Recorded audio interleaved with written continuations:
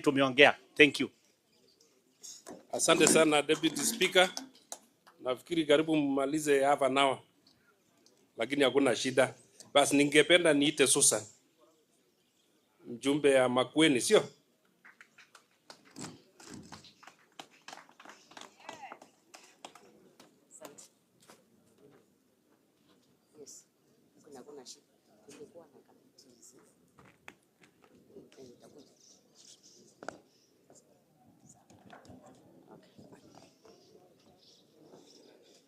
Our chief guests, CS Murkomen, our governor, all protocols observed. Jina yangu ni Susan Dunge Kiamba, mbunge wa Makueni, na ningependa kusema jambo tatu tu. Ya kwanza, wacha tukukaribishe. Makueni ni kuzuri, ningeomba apatiwe machungwa. Machungwa Siko. Kwa hivyo sikia huko nyumbani, watu wa Makueni tunapenda wageni. Ya pili, wacha tukushukuru for this kind of initiative. I think we have lacked this kind of initiative in terms of dialogue. Congratulations for this framework. I think this is a good baseline and it puts everybody on board. Saa zingine tunakosana bure. Tunakosana kwa sababu sijui ile iko kwa kichwa yako. Lakini ningejua ile iko kwa kichwa yako, hata wewe ungejua ile iko kwa kichwa yangu, ungekuta tuko sawa. Kwa hivyo congratulations CS for this initiative. In your presence, I want to thank our GAO team all over. I know the other MPs have not come, but because they are my colleagues, we know what is happening. We work very closely with your team. The GAO team, we have no problem. Actually, they are our friends. Na hata hii mashida umeletewa hapa ni kidogo. Tumesolve mingi. Kwa hivyo usione kama umeletewa mashida yote. Kuna ile mashida tumesolve hapa mingi sana. Na tutaendelea hivyo. Hatuna shida na wao. Na ningependa kusema congratulations. Thank you the GAO team. We appreciate your input as elected leaders and especially members of parliament in this particular county. You have given us all the support. And in any case there is an issue, we actually solve it very amicably. Now, there are a few challenges which many people have talked about, so I'll actually put them in summary. One of the challenges is infrastructure. And when I'm talking about infrastructure, I basically have like three things. One, offices. Two, vehicles. And three, operational costs. I think those have been our main challenges with the GAO as we work. I know as CDF, we are expected to support you a lot. And actually, even some of them are my very close friends, and just like the other MPs. But you realize, like me, Honorable Murkomen, it's good you have been in Parliament and Senator, you understand. I have 30 chiefs in my constituency. I have 88 assistant chiefs. I hope now you are looking at it in terms of infrastructure. I have 3 sub-counties. I've not mentioned the police stations, and I've not mentioned the police stations. I've not mentioned the ports. Tell me, what kind of money do I require? So even when you see us not giving offices to our assistant chiefs or the chiefs, it's not because we don't want to. Actually, we want to. But when you look at the resources, they are very much stretched. Like, for example, I have 300 schools, 95 secondary schools. I have 200 plus primary school. Now add that number and tell me, how are we likely to achieve this?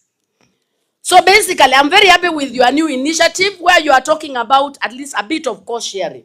So I would consider your ministry will put a budget, which we can actually do cost sharing and see how we can fast track facilities for the GAO staff, because they are actually in very dear need. I'm sure because of you being the CS, they may not tell you the truth. Some of them, we are getting them out of behind the bars. Kachumba ni kadogo.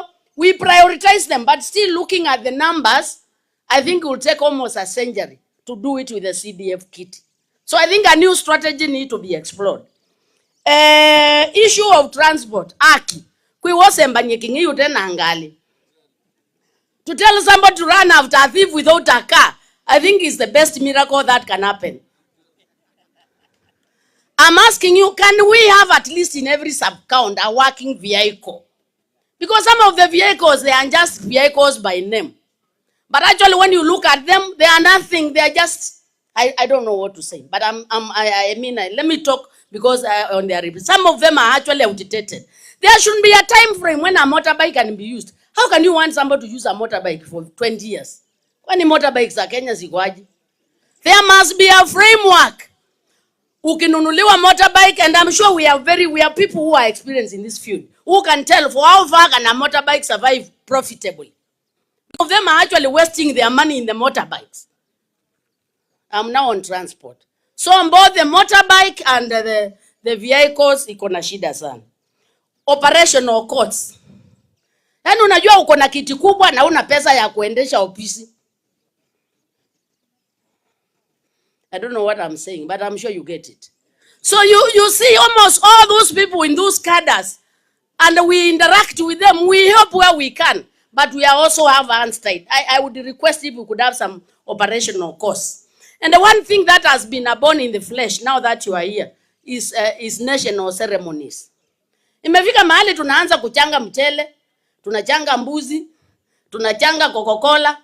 You know, we don't want to embarrass now I'm talking on behalf of the Ngao. We don't want to embarrass ourselves because people think we are in government. Even the elected leaders. We don't want to embarrass ourselves in front of our people. We want, because wakisikia walikunywa soda hapo na kwako hawaja kunywa, utapata shida nyingine.